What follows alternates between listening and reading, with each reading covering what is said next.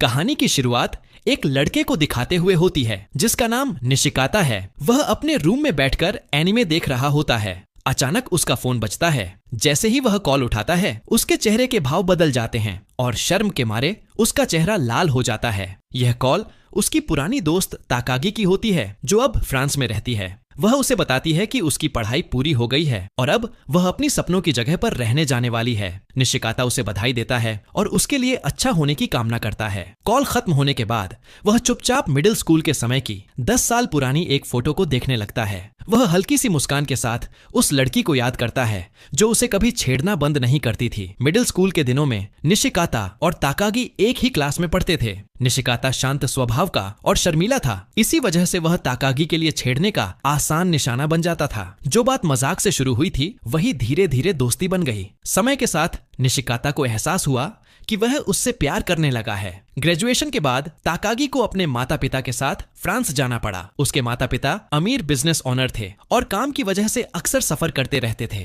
विदाई का वह पल निशिकाता के लिए बहुत दर्द भरा था और उसके अंदर एक खालीपन छोड़ गया। उसे ताकागी की छेड़खानी बहुत याद आती थी जो उसके शांत दिनों को खुशियों से भर देती थी। समय बीत गया। अब निशिकाता एक पार्ट टाइम टीचर के तौर पर काम करता है और उसकी कमाई ज्यादा नहीं होती। वह अक्सर स्कूल में ज्यादा काम करता है, जैसे क्लासरूम साफ करना या प्रिंसिपल तनाबे के छोटे मोटे काम करना। उसकी जिंदगी एक ही ढर्रे पर चल रही होती है। तभी एक दिन उसे खबर मिलती है कि ताकागी वापस जापान लौट आई है। यह सुनकर उसका मूड अचानक अच्छा हो जाता है। काम पर जाते वक्त रास्ते के पेड़ उसे और भी हरे भरे लगने लगते हैं और उसके स्टूडेंट्स की मुस्कान भी उसे ज्यादा जिंदा लगती है। कुछ समय बाद प्रिंसिपल तनाबे उसे बताते हैं कि अगले 3 महीनों के लिए एक नई ट्रेनी टीचर आर्ट क्लास पढ़ाने आने वाली है और निशिकाता को उसे ट्रेन करना होगा। निशिकाता मना करने की कोशिश करता है लेकिन तनाबे जोर देते हैं। परेशान होकर निशिकाता अपना मन शांत करने के लिए स्कूल की सफाई करने लगता है। सफाई करते समय वह देखता है कि कोई हॉलवे में आ रहा है। वह कोई और नहीं बल्कि ताकागी होती है, वही जिसने उसे कॉल किया था। हैरान होकर निशिकाता उससे पूछता है कि वह यहाँ क्या कर रही है। ताकागी बताती है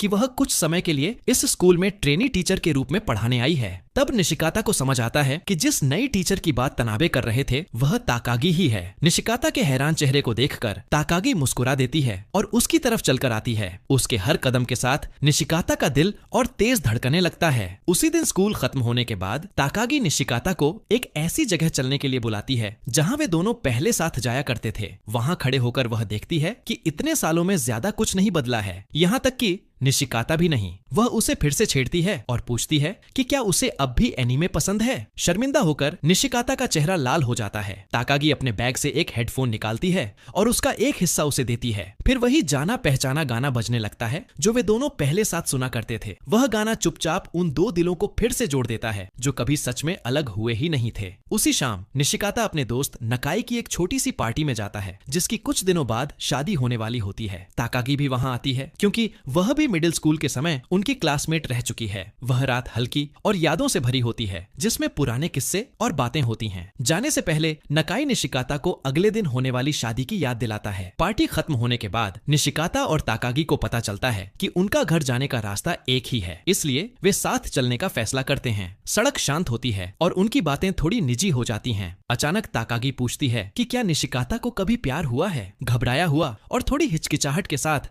वह मान लेता है कि हाँ हुआ है। ताकागी चलना रोक देती है और कहती है कि वे अगले चौराहे पर अलग हो जाएंगे। जाने से पहले वह उससे कहती है कि वह थोड़ी देर के लिए अपनी आंखें बंद कर ले। अगली सुबह ताकागी एक ट्रेनी टीचर के रूप में अपना पहला दिन शुरू करती है। तनाबे के कहने पर निशिकाता उसके साथ रहता है। शुरू से ही ताकागी बच्चों का दिल जीत लेती है। उसका शांत स्वभाव और दोस्ताना मुस्कान उसे तुरंत सबका पसंदीदा बना देती है। स्कूल के बाद निशिकाता एक स्टूडेंट के घर पढ़ाई का सामान देने जाता है। वह स्टूडेंट माचिदा घबराहट की वजह से स्कूल आना बंद कर चुका था। निशिकाता ताकागी को बताता है कि वह माचिदा से अक्सर मिलने जाता है ताकि वह पढ़ाई में पीछे न रह जाए। वह बदले में कुछ नहीं चाहता, बस अपनी जिम्मेदारी और परवाह की वजह से ऐसा करता है। उसकी इस लगन से प्रभावित होकर ताकागी सुझाव देती है कि वे उस मंदिर चलें जहां वे स्टूडेंट होने के समय जाया करते थे। मंदिर में ताकागी फ्रांस में बिताए अपने समय के बारे में खुलकर बताती है। वह मानती है कि वहां की जिंदगी वैसी नहीं थी जैसी उसने सोची थी। उसे जापान, अपने दोस्त और खासकर वह पल बहुत याद आते थे जो उसने कभी निशिकाता के साथ बिताए थे। शाम की शांत हवा में खड़े होकर वह मुस्कुराती है और कहती है कि वह उन यादों को फिर से जीकर बहुत खुश है। निशिकाता चुपचाप उसकी बातें सुनता है और महसूस करता है कि वह उसके लिए अब भी कितनी मायने रखती है। कुछ पलों के लिए वह एक ऐसे फ्यूचर की कल्पना करता है जहां वे दोनों साथ साथ बूढ़े होते हैं। यह सोच उसे उम्मीद से ज्यादा सुकून देती है। अगले दिन नकाई की शादी होती है। निशिकाता शादी की खुशी में अपनी पुरानी क्लास के दोस्तों के साथ शामिल होता है, जिनमें ताकागी भी होती है। जब दुल्हन अपना गुलदस्ता उछालती है तो ताकागी उसे पकड़ लेती है और वहां मौजूद लोग खुशी से तालियां बजाते हैं। उसे देखते हुए निशिकाता फिर से अपनी खामोश कल्पनाओं में खो जाता है। वह सोचता है कि एक दिन वह उससे शादी करेगा और यह सोच उसके चेहरे पर मुस्कान ले आती है। तभी एक दोस्त उसे टोकता है और मजाक करता है कि वह फिर से खो गया है। बाद में जब निशिकाता नकाई को शादी का तोहफा देता है तो नकाई हंसते हुए पूछता है कि क्या वह अकेले रहने से कभी नहीं थकता। वह कहता है कि ताकागी के जज्बात हमेशा साफ रहे हैं और उसे याद दिलाता है कि स्कूल के दिनों में वह उसे कितनी बार छेड़ा करती थी। निशिकाता सिर हिलाकर कहता है कि वह सब मजाक था, लेकिन उसकी आंखों में एक ऐसी उलझन दिखती है जिसे वह छुपा नहीं पाता। कुछ ही देर बाद एक हादसा होता है जब ताकागी के हाथ से गुलदस्ता फिसलकर स्विमिंग पूल में गिर जाता है। बिना सोचे समझे निशिकाता उसे निकालने के लिए पुल में कूद जाता है, जिससे सब हैरान रह जाते हैं। थोड़ी ही देर में ताकागी भी पूल में कूद जाती है। उसके इस अचानक किए गए काम से वह भावुक हो जाती है। दोनों भीगे हुए बाहर आते हैं और शर्मिंदा होने के बजाय हंसने लगते हैं। ताकागी उसे छेड़ती है कि वह सिर्फ उसके गुलदस्ते को बचाने के लिए कूद गया और उसकी हंसी पूरे पुल के पास गूंज जाती है। बाद में जब वे घर की ओर साथ चलते हैं तो माहौल शांत लेकिन आरामदायक हो जाता है। कभी कभी उनकी नजरें मिलती हैं और हर नजर में बिना कहे बहुत कुछ होता है। चुप्पी तोड़ते हुए ताकागी पूछती है कि क्या निशिकाता की कोई गर्लफ्रेंड है। वह मान लेता है कि नहीं है और कहता है कि उसे ऐसा होना मुमकिन नहीं लगता। जिज्ञासा से वह भी उससे वही सवाल करता है। हल्की सी मुस्कान के साथ ताकागी कहती है कि वह अंदाजा लगाए। निशिकाता मान लेता है कि इतने सालों में उसके कई चाहने वाले रहे होंगे। यह सुनकर वह हैरान रह जाता है जब ताकागी बताती है कि पिछले 10 सालों में उसने किसी को डेट नहीं किया। शर्माते हुए निशिकाता हिम्मत जुटाता है और उसे आतिशबाजी देखने साथ चलने का न्योता देता है। वह कहता है कि यह शायद सादा होगा, लेकिन वह हमेशा चाहता था कि वे दोनों साथ आतिशबाजी देखें। ताकागी मान जाती है और उसकी मुस्कान सच्ची और नरम होती है। दोनों साथ साथ चलते रहते हैं और दिल ही दिल में खुशी महसूस करते हैं। कुछ दिनों बाद ताकागी घाट पर माचिदा से मिलती है। वह लड़का अकेला बैठा सामने के शांत नजारे की पेंटिंग बना रहा होता है। निशिकाता की बातों को याद करते हुए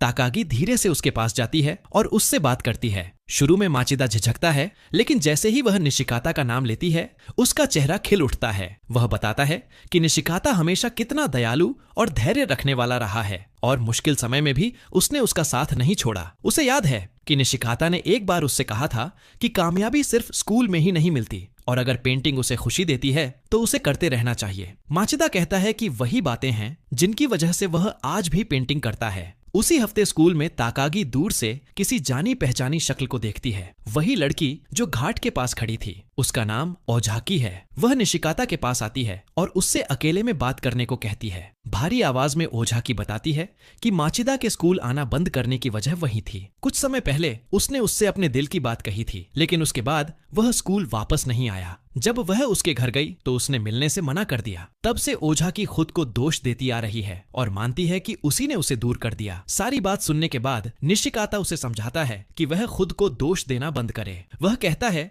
कि जिंदगी की हर बात को इतनी आसानी से समझा नहीं जा सकता। हो सकता है माचिदा के स्कूल छोड़ने की कोई और वजह भी रही हो। अगर ओझाकी सच में खुद को दोषी मानती है तो उसके लिए सबसे अच्छा यही होगा कि वह उससे सीधे मिले और अपने दिल की बात साफ साफ कहे। इसी बीच ताकागी माचिदा को स्कूल के पास पहाड़ी पर बने एक छोटे से मंदिर में ले जाती है। वह उससे पूछती है कि क्या वह पहले कभी यहाँ आया है। माचिदा सिर हिलाकर कहता है कि हाँ आया है, लेकिन उस समय अपनी मर्जी से नहीं। जैसे जैसे वह वहां का नजारा पेंट करता है वह धीरे धीरे खुलकर बात करने लगता है। वह बताता है कि उसने स्कूल पैसों की वजह से नहीं छोड़ा था, बल्कि इसलिए छोड़ा था क्योंकि वह ओझाकी का सामना करने से डरता था। उसके प्यार का इजहार उसे अचानक लगा था और उसे लगा कि वह प्यार पाने लायक नहीं है। ताकागी चुपचाप उसकी बात सुनती है और फिर कहती है कि किसी का प्यार बोझ नहीं होता, बल्कि एक तोहफा होता है। उन भावनाओं से भागने से बस पछतावा ही बढ़ता है। उसकी बातों से हिम्मत पाकर माचिदा उसे धन्यवाद देता है और फैसला करता है कि वह दोबारा स्कूल जाएगा।